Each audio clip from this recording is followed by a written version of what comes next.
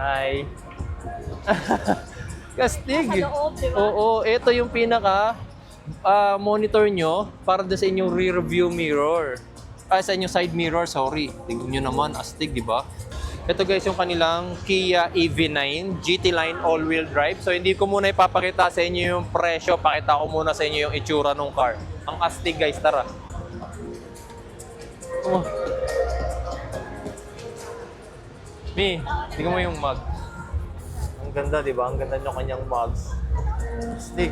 Tapos kung mapapansin nyo, eto. Side mirror. Walang salamin talaga. Kasi this one is camera. Ayan. Tapos dito mo siya makikita, mami. Doon ako sa may camera. Ayan.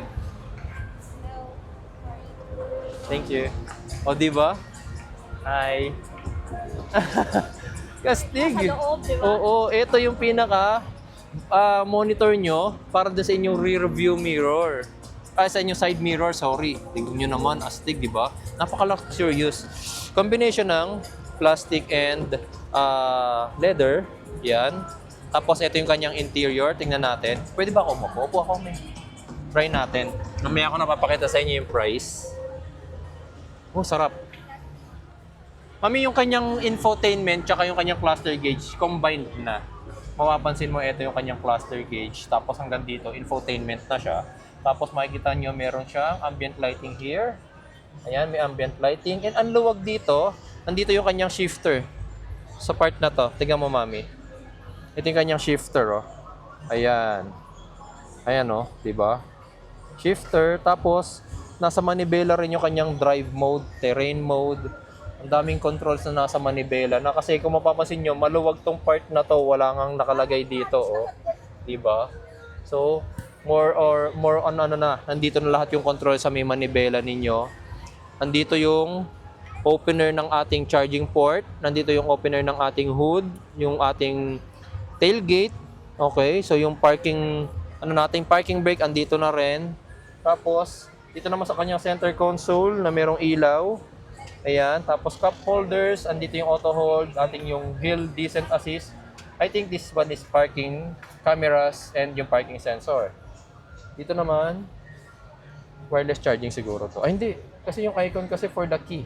Mukhang dito nilalagay yung key. Pero parang ano rin to parang wireless charger din. I'm not yet sure guys And I like the idea talaga nung camera. Guys. Tapos ang ganda nung kanyang rear view mirror. Tapos meron siyang sunroof and moonroof.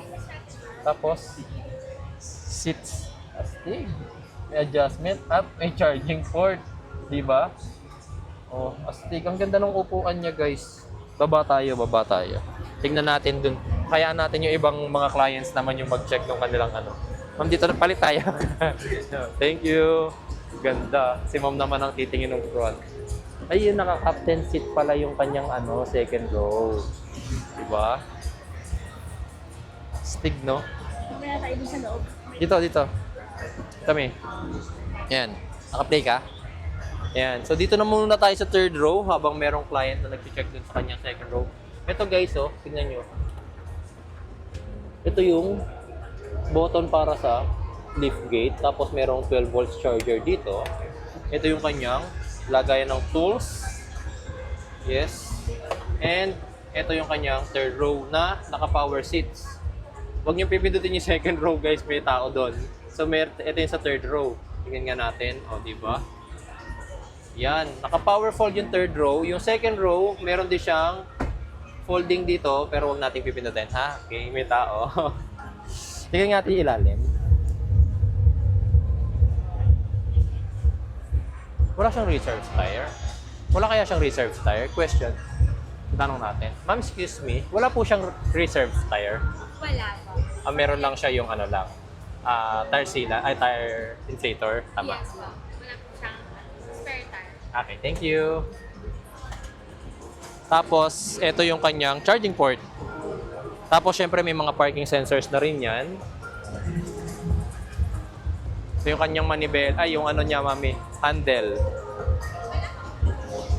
Mi, tingnan mo to. Kanyang charger. Made by Otel. Ito yung kanyang specs. Ha? Second row. Ayan, tingnan na natin yung second row niya. Naka-captain seat din yung kanyang second row. Tapos, ano to? Ba't lumabas? I think this one is ref. Ay, hindi. Okay. Oo. Tapos naka-power seats din yung kanyang second row. Ayan. Okay, so syempre, since nakita nyo na yung pinaka-itsura nitong ating Kia EV9 GT Line all-wheel drive, tatanungin niyo sa akin kung magkano yung presyo. Eto. Ang price niya, guys, is 5.938 M. 5,938,000. So sa mga interested na makita to sa personal, punta na kayo rito sa Mias. Hanggang April 12 pa sila rito. Hi. Kastig. Sa loob, di ba? Oo, ito yung pinaka monitor nyo para sa inyong rear view mirror. Sa inyong side mirror, sorry. Tingnan nyo naman, astig, di ba? Ito guys, yung kanilang Kia EV9 GT Line all-wheel drive. So hindi ko muna ipapakita sa inyo yung presyo, pakita ko muna sa inyo yung itsura ng car. Ang astig guys, tara. Oh. Mi, tingnan mo yung mug. Ang ganda, di ba? Ang ganda nyo kanyang mugs. Astig. Tapos kung mapapansin nyo, eto, side mirror. Walang salamin talaga kasi this one is camera. Ayan. Tapos dito mo siya makikita, mami. Doon ako sa may camera. Ayan. Thank you. O, di ba? Hi. Kastig. Sa loob, di ba? Oo, ito yung pinaka monitor nyo para sa inyong rear view mirror. Sa inyong side mirror, sorry. Tingnan nyo naman, astig, di ba? Napaka-luxurious. Combination ng plastic and leather. Yan.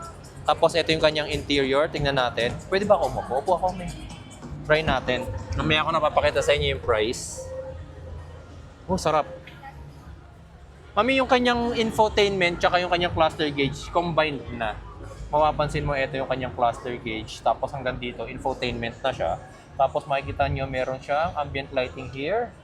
Ayan, may ambient lighting. And ang luwag dito, nandito yung kanyang shifter. Sa part na to. Tingnan mo, mami. Ito yung kanyang shifter, oh. Ayan. Ayan, oh. Diba? Shifter. Tapos, nasa manibela rin yung kanyang drive mode, terrain mode. Ang daming controls na nasa manibela. Na kasi kung mapapansin nyo, maluwag tong part na to. Wala ngang nakalagay dito, oh. Diba?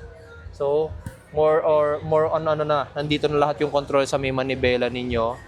Nandito yung opener ng ating charging port. Nandito yung opener ng ating hood.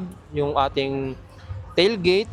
Okay, so yung parking, parking brake, andito na rin. Tapos, dito naman sa kanyang center console na merong ilaw.